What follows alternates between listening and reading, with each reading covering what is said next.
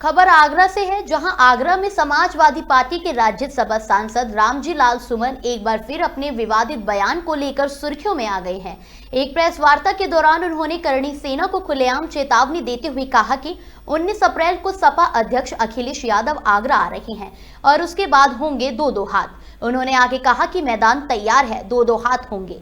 करणी सेना पर हमला बोलते हुए रामजी लाल सुमन ने कहा, तुम ये कहोगे कि हर मस्जिद के नीचे एक मंदिर है, तो फिर हमें कहना पड़ेगा कि हर मंदिर के नीचे एक बौद्ध मठ है। उन्होंने चेतावनी भरे लहजे में कहा, गड़े मुर्दे मत उखाड़ो वरना भारी पड़ जाएगा। अगर कहोगे कि मुसलमानों में बाबर का डीएनए है, तो ये भी बता दो कि तुम में किसका डीएनए है। सुमन यही नहीं रुके, उन्होंने करणी सेना की तुलना भी की और कहा, अब तक हमने थल सेना, जल सेना और वायु सेना सुनी थी, लेकिन ये फर्जी करणी सेना कहां से आ गई। उनके इस बयान के बाद राजनीतिक गलियारों में हलचल मच गई है। विपक्षी दलों और कई हिंदू संगठनों ने इसे भड़काऊ और विभाजनकारी बयान करार दिया है। सोशल मीडिया पर भी इस बयान को लेकर तीखी प्रतिक्रियाएं देखने को मिल रही है। हालांकि विवाद बढ़ता देख सपा सांसद रामजी लाल सुमन ने मीडिया से बात करते हुए स्पष्टीकरण दिया और कहा कि राजनीतिक पार्टी में दो दो हाथ का मतलब वैचारिक लड़ाई होता है, न कि शस्त्रों की लड़ाई। ये मैंने जो कुछ कहा उसका एक ऐतिहासिक रेफरेंस है।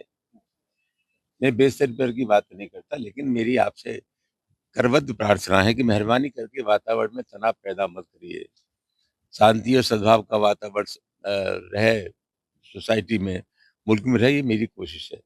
और जहां तक के मेरे बयान का सवाल है, कहा गया कि साहब दो दो हाथ हो जाए। दो दो हाथ का मतलब क्या है? दो दो हाथ का मतलब पॉलिटिकल पार्टीज में जो लड़ाई होती है वो लड़ाई वैचारिक होती है। कोई फौज की लड़ाई थोड़ी है, ये शस्त्रों की लड़ाई थोड़ी है।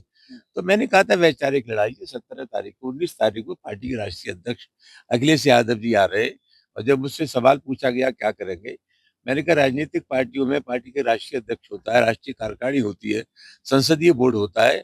तो भविष्य की रूपरेखा हम मिल करके तय करेंगे।